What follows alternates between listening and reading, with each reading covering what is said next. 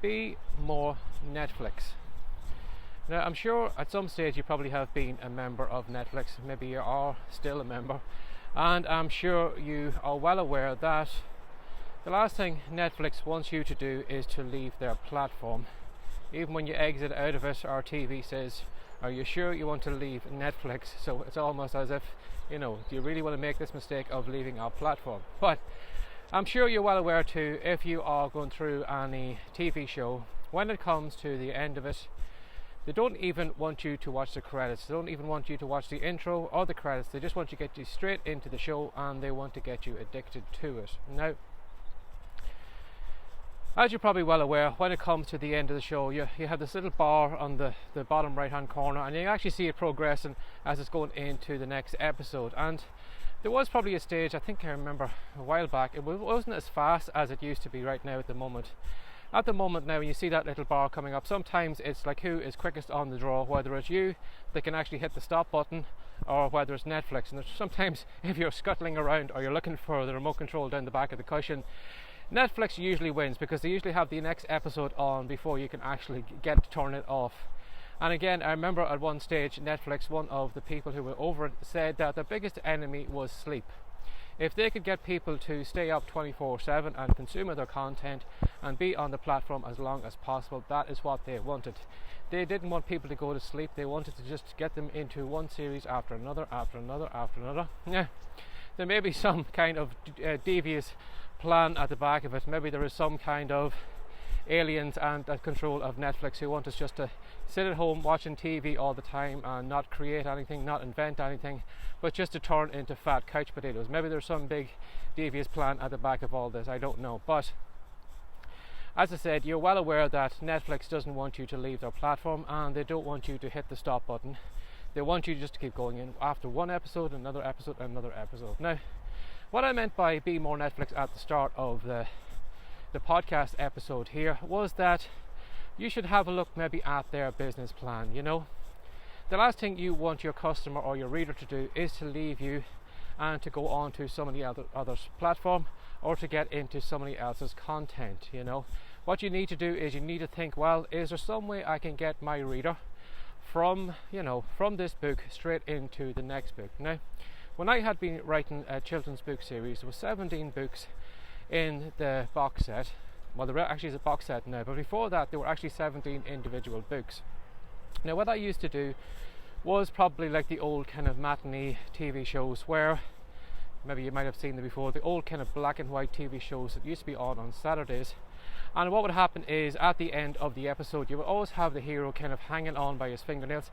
I think that is actually where a cliffhanger, that saying had come from, because the hero was usually always hanging on the edge of a cliff, and sometimes you had to wait until the following Saturday to find out how the hell was he going to escape out of the kind of the danger that he was in. How was he going to get back up that cliff? So I think that is actually where cliffhanger had actually come from. But what I did in my box set or my book series at the time was I ended all those books on a cliffhanger, and of course the reader had to get the next book to see what would happen next. Now, what I used to do was, to make sure I could get them deep into the next book, was I would give the first chapter of the second book at the end of the first book. So when someone finished the first book, they would be reading into the first chapter of the second book, and of course at the end of the first chapter we would have a cliffhanger, we would have something going wrong, we would have the heroes with their back to the wall, and of course any child is going to want to know what happens next, because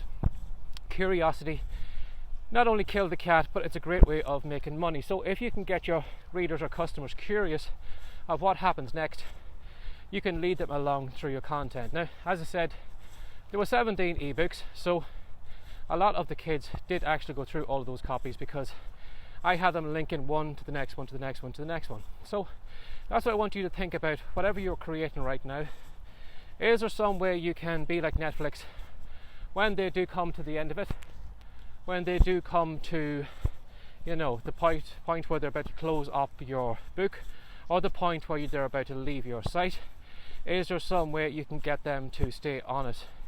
For example, even the those clickbait websites, you probably have come to maybe a news website, and then you scroll down to the bottom and then it says, oh, you'll never believe what Harrison Ford looks like now, or you'll never believe the house that Sean Connery is living in, or how Sean Connery looks now, or all those different things. And you know, even though you know that when you do get to those sites, it probably is going to be a load of spam, and you're probably not going to get the answer until you've scrolled through 40 images to find that. And by that stage, you probably have forgot what you actually originally had come to.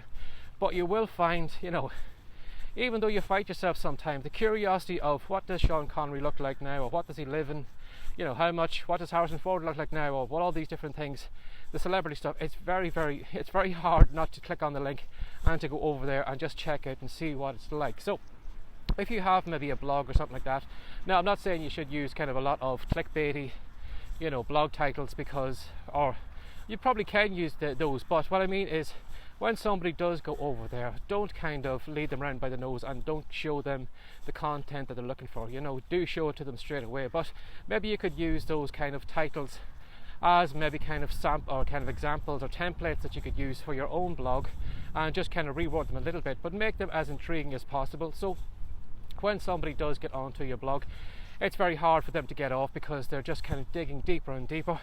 They're going off, all these different kind of rabbit holes, or kind of little tunnels you have made for them, these content tunnels, because you don't want your reader to leave your site. And again, too, if you're into fiction, end your books on a cliffhanger. But like Netflix, you're probably well aware Netflix hardly does much stuff content wise now that is kind of one off. There's usually always sequels, there's prequels, or the TV series, there's always kind of a string of content that you have to go through, or content that is, you know, more or less, if you like this content, you will also like this content. So if you find maybe that you have maybe a book series that comes to an end, have you got another book series that is something like that? And then again, you know, direct your reader straight over there before they have time to finish the book. Be like Netflix, with a little icon that's kind of reading, that's, you know, closing down and directing you on to the next episode.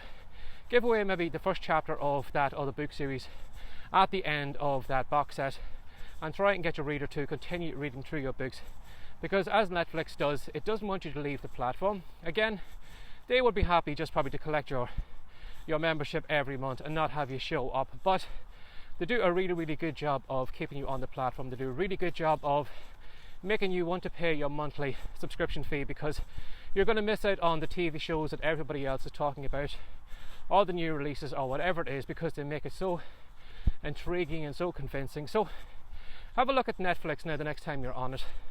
How did they actually convince you to go this direction, that direction, choose a TV show or whatever, and see, is there some way maybe you can put it into your own business, ending things on cliffhangers, not letting readers out of your books. And again, another example of that could be emails. You know, could you be in your reader's email box on a daily basis where you are given your own little drama, and then maybe you could end that little drama on a cliffhanger, and of course your reader has to get into the email the next day to find out what happens next. I remember Russell Brunson saying it's almost like if you can create a soap opera series where, you know, your reader goes through it day after day.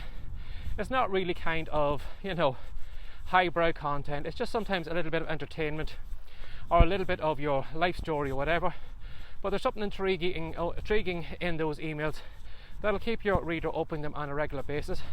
And again, because you have them coming back to you on a regular basis, you are at the forefront of their mind. So today, have a look at your business and try and be more Netflix, and see how you can keep your readers, your buyers or whatever, on your platform as long as possible, because that's where you want them to go. You don't want them to go anywhere else. Netflix doesn't want you to go to Amazon Prime TV or one of those other platforms. They want you to stay where you are, and they do such a good job of it. That is why they are as big as they are. So try putting that into your business today, or come up with some ideas for keeping your readers and customers on your little platform and not sharing them with anyone else. So as always, if you'd like to find more of this great content, it's a pity I don't have one of those little closing down bars in the corner here so that it would lead directly into the next video, but if you want to click on to the next video, I'm sure you'll find plenty to look at. But if you want to find out more, hit the little bell button and subscribe to the channel, and I will send all the next couple of pieces of content to you. Or if you listen to this as a podcast episode, again, subscribe and I will send all the content directly to you. You won't even have to do anything. It'll be all delivered in a nice little parcel every day. So as always, thanks for sharing your time again today, And again, if you'd like to know what I'm up to on the website, head on over to writecome.com and you'll find all the great content, the free reports, and all the stuff I do over there. So as always, have a good day and thanks for your time. Bye bye.